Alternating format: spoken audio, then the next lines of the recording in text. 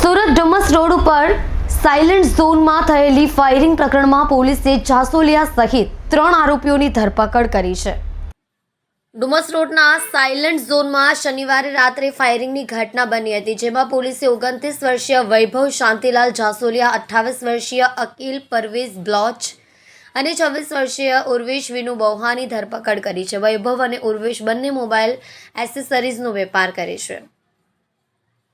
Ring road में कापड़ वेपारी 35 वर्षीय मितेश जैन 9મી तारीखे रात्रे वीकेंड एड्रेसनी सामे अंतव कैफे में नास्तो करवा माटे गया हता। ते समये कैफे में मॉडलिंग करती युवती तेना मित्र अनुराज तेमज अन्य एक युवती साथे आवी हती।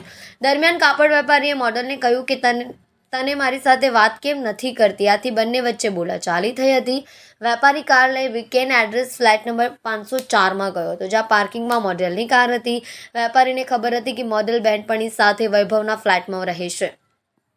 आथी ते वैभवना फ्लेट पर जे मॉडल साथे वात करवानो प्रयास करता तकरार थई हती। आ वात मॉडले वैभवने करी हती। आथी वैभव मोडी रात्रे काરમાં 3 મિત્રોને લઈને વીકેન્ડ એડ્રેસ પર આવ્યો હતો। વૈભવ અને મિતેશ વચ્ચે પ્રેમિકાની બાબતે બવાલ થતા મારામારી સુધી મામલો ગયો હતો। વૈભવના એક મિત્ર અકિલ બ્લોચે વેપારીની લાયસન્સ વાળી પિસ્ટલ છીનવી હવામાં એક રાઉન્ડ ફાયરિંગ કરી દીધું હતું, જેમાં મેગેઝીન અને કાર્ટીજ ન આપતા મામલો પોલીસ સુધી પહોંચ્યો હતો। બીજી તરફ અલથાણની 28 વર્ષીય મોડલે પણ કાપડના વેપારી મિતેશ જૈન સામે ગુનો નોંધાવ્યો હતો, જેમાં પોલીસે વેપારીની ધરપકડ કરી હતી।